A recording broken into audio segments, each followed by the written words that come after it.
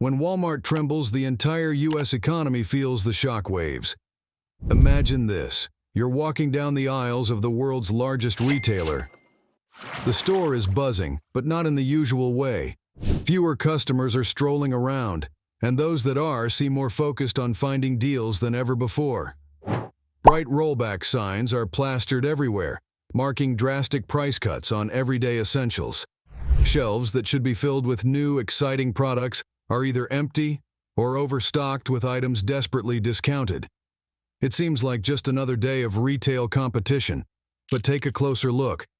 These signs point to something much bigger, a silent storm that's building in the background, a storm that's threatening to engulf the American economy.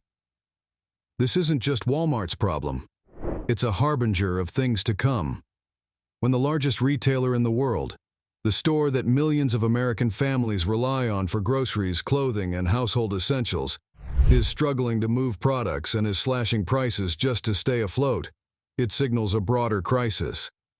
Walmart is the heartbeat of middle and working-class America, and its recent performance is sending an alarming message. If you're the main breadwinner for your family, trying to keep up with bills and build up your pension, this is something you cannot afford to ignore. Because when Walmart struggles, the ripple effects hit Main Street long before they hit Wall Street, and it's the average American family that bears the brunt of the economic fallout. Today we're diving into the signs, the warning sirens that Walmart is blaring across the nation, and what they mean for your financial future. So, what's actually happening at Walmart that has analysts and economists worried? Let's break down the warning signs that are all around us, hidden in plain sight, waiting for someone to notice. First, let's talk sales. For decades, Walmart has been a powerhouse in retail, catering to middle and low-income Americans. But recently, they reported a significant decline in sales for non-essential goods. We're talking electronics, clothing, home goods, the types of products that indicate how confident consumers are feeling about their financial situations. When these sales slump, it's a red flag, an indication that people are holding onto their money, cutting back on anything that isn't a basic necessity. And that's just the start. Walmart's inventory problem is even more telling. Think about all those discount tags, those bright yellow clearance signs trying to catch your attention. They're not there just to offer you a good deal. They're a sign of desperation. Right now, Walmart is struggling with overstock, piles of inventory that it can't sell. Despite slashing prices, some of this inventory remains stuck on the shelves. And why is this happening? Because consumers aren't buying like they used to. They're tightening their belts, focusing on essentials, and cutting out anything they don't immediately need. Overstock isn't just a retail issue. It's a reflection of the financial choices every American is making. It shows that families are skipping vacations, holding off on big purchases, even delaying buying that new pair of shoes or upgrading to a new phone. And when the nation's largest retailer can't move its products, it's a signal that the economy as a whole is struggling. But the real question is, what does this mean for you, for your household, your financial future, and your peace of mind? If Walmart's decline in non-essential sales is a glimpse into the future, how do you prepare yourself for what's to come? How do you protect your family from a recession that could be right around the corner? And most importantly, what steps can you take today, before it's too late, to build up a financial safety net? Understanding the current struggles at Walmart isn't just about retail. It's about understanding the larger economic storm that's brewing. It's about seeing the writing on the wall and knowing how to act before things get worse. 2008 was a tumultuous year for the economy. The housing market collapse created one financial crisis after another. The patterns we're seeing now are eerily similar to what happened before the 2008 financial crisis. But there's a difference. This time, you have the chance to prepare. You have the opportunity to take action, protect your savings, and create a buffer for your family.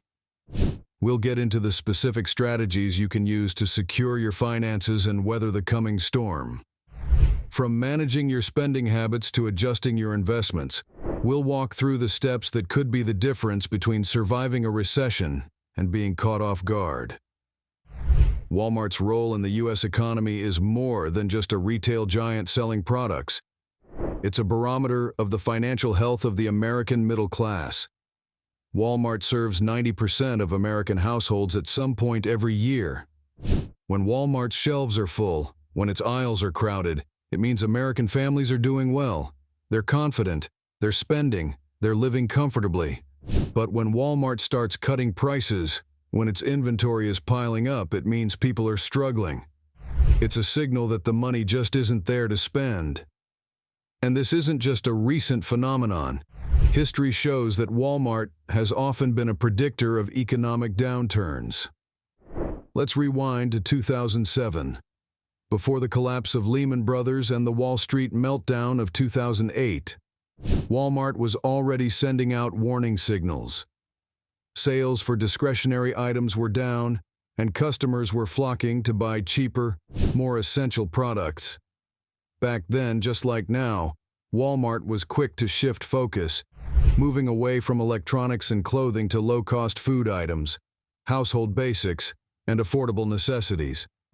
Those who noticed this trend had an early warning that trouble was brewing. Today, the situation is all too familiar. We're seeing Walmart make the same moves, cutting back on discretionary items, focusing on food and essentials, and offering aggressive discounts to move inventory. These aren't just business decisions. They're survival tactics for a retailer that understands the spending habits of everyday Americans better than most. And they're telling us something crucial. When Walmart shifts its strategy like this, it means families across the country are feeling the financial strain. So, where does that leave you?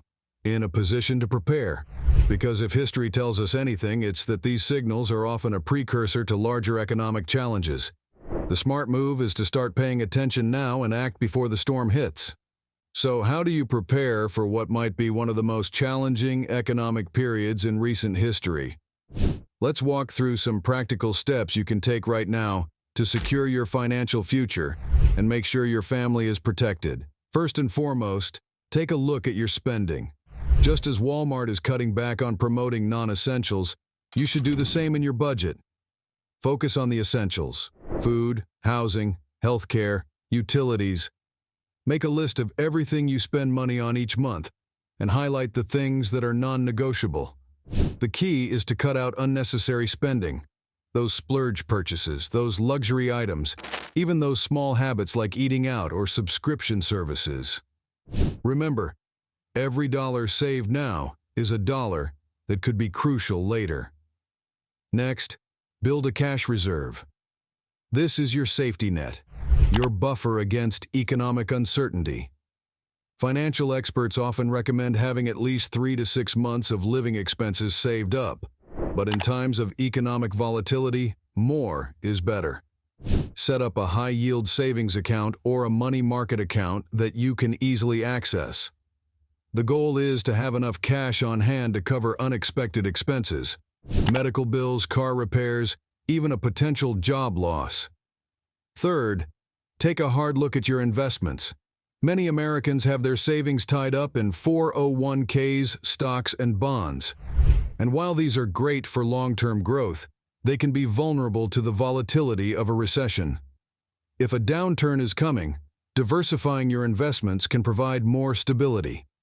Consider moving some of your assets into safer investments like government bonds, real estate, or high-yield savings accounts. You want to strike a balance between growth and safety. Another crucial step: tackle your debt. With interest rates on the rise, any outstanding debt, whether it's credit cards, personal loans, or a mortgage, will become more expensive to carry. Start paying down high-interest debt as quickly as you can. The less debt you have, the more financially secure you'll be when the economy takes a hit. Focus on eliminating credit card balances first, as they often carry the highest interest rates. Finally, look for ways to boost your income. Whether it's picking up a freelance gig, starting a small business on the side, or even taking on overtime at your current job, every extra dollar you bring in can help build your financial resilience.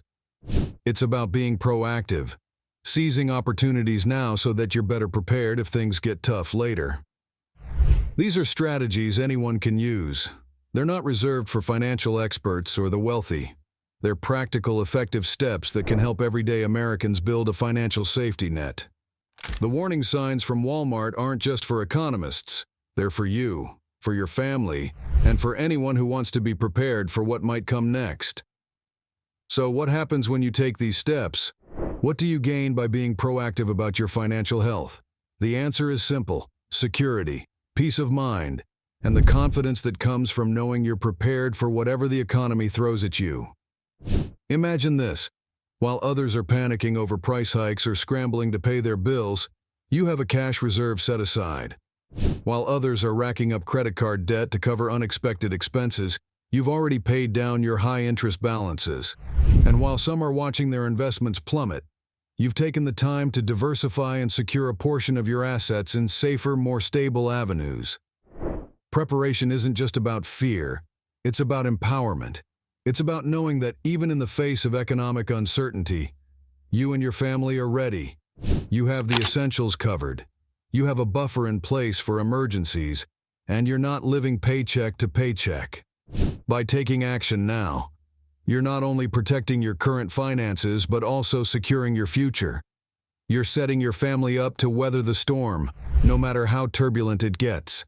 And that means no sleepless nights worrying about bills, no panic buying essentials when prices spike, and no relying on credit cards just to get by. So remember, when Walmart struggles, it's a wake-up call. It's a sign to start thinking about your own financial security, to start building a plan, and to take control of your money before the economy does it for you. Don't let this moment pass by. Take the steps to secure your family's future now. So where do you go from here? Will you wait until the storm hits? Or will you take action today to secure your financial future? Don't let the warning signs pass you by. Start preparing now. Make those tough decisions. Cut back on non-essentials, build up your cash reserves, diversify your investments, and pay down your debt. These steps could make all the difference when the economy takes a turn for the worse. And remember, staying informed is your best defense.